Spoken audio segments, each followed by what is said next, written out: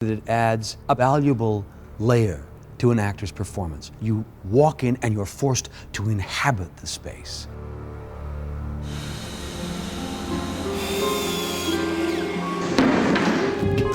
Francisco, what we can do is, you see up there the keystone, do some kind of a crack, not too deep, it's just, the stone just kind of, yeah. Holger is the person that takes these concepts and creates, real environments out of something that we just talked about. I really didn't know what to do at the beginning. I knew early drawings and I saw Gothic elements, and I just knew instinctively it's not where I want to go because I've seen it. It is nothing new. So here I am at the beginning of the quasi-grotto. What also helped a lot is talking to Mr. Tui. He enjoys talking, he enjoys explaining, so that helped me tremendously. Before, after. One point it hit me, I said, wait a minute, there is something that I haven't seen in movies. It is very European, the architectural style of Baroque. It happened to fit the necromongers in aesthetics, but also in a certain heaviness. They're an old civilization, and within the design we see elements that have existed maybe thousands of years before. The basilica is almost like a tomb that carries around the necropolis, which is like a cathedral which has been built possibly thousands of years before. The most important thing, obviously, was to create a feeling that looks antique, but is not. It reminds you of something that you might have seen, but at the same time it looks strange.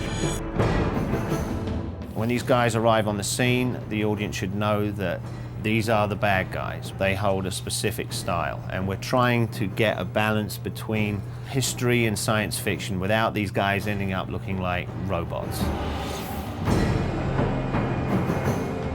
The entire movie is created on stage. Everything is built down to the doorknob, which of course is, a slight headache we went through because each piece has to be created.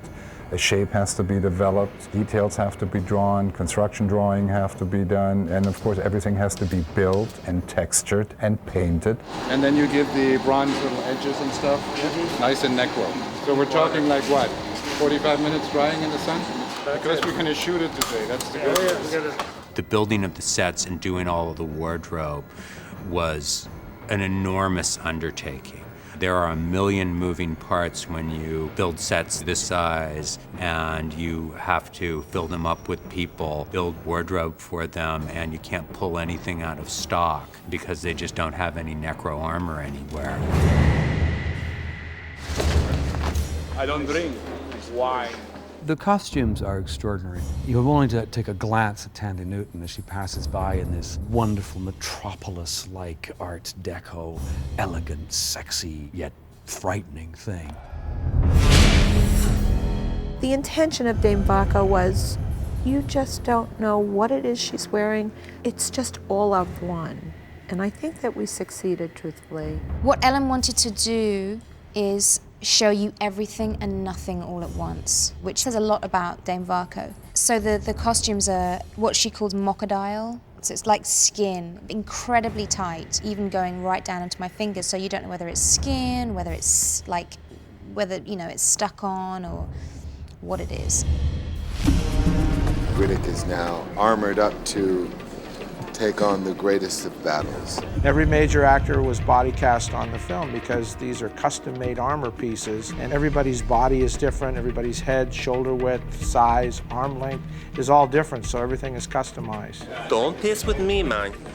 I might take a souvenir from you know what I'm saying? The secret is to be able to keep it light enough and believable enough so the actors can wear it. Actually, real armor weighs about 75 pounds. Ours weighs about 28 pounds. We get the maneuverability, we can do stunts, and that the actors can wear it for a reasonable amount of time before we have to pull them out of it. This is the finale of the film.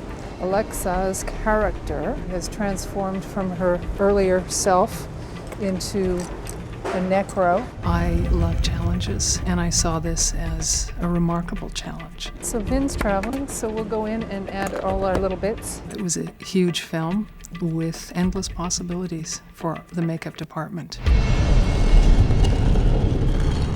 I think the Quasis are probably our wildest look in the film. Well, you know, I like long walks in the park. You know, I'm looking for that special someone. And the Quasis, of course, were pieces covering the complete torso all the way down to the waist, because that's actually the only part we see is from the waist up on the Quasis. We met off the internet. We had 10 makeup artists for 5 Quasis who would take an average of 4 hours to do full body prosthetics. Then they were put in their pods and covered in a sheer sort of gauzy black material that was soaked in a wet goo. So a horribly unpleasant experience for the actors actually doing it, but very effective on camera. We've entered the Riddick.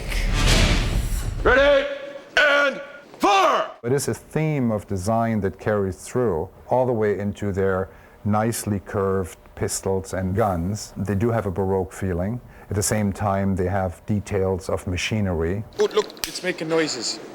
I think it's going to explode. Their ships, their design also has this grade of ornamentation going down to the fighters, which are designed to look almost like hammers and anvils. You know, if they don't shoot something down, they'll ram it. It's just about force. Their weapons are gravity-based, which is a whole new idea. So they're not ballistic, they're not laser beams, they move gravity, and that's how their ships move, and that's kind of why they are such a powerful, conquering army. And when you think of these necromongers as having projectile weapons, guns and missiles and what have you, and the necromongers still choose to use axes and war picks and daggers. There's a reason for that. They can keep the kill if it's done in hand-to-hand combat. One of the most important things was to try to be original and to try to play with a different spin on mythology. You keep what you kill. It's so crazy to create a mythology, because you either take modern day or present day and say, okay, well, here they believe in God or they don't believe in God, or you create a whole new mythology. You can keep what you kill. Riddick is up against the might of a new dark mythology and all of the indoctrination that's inherent in that.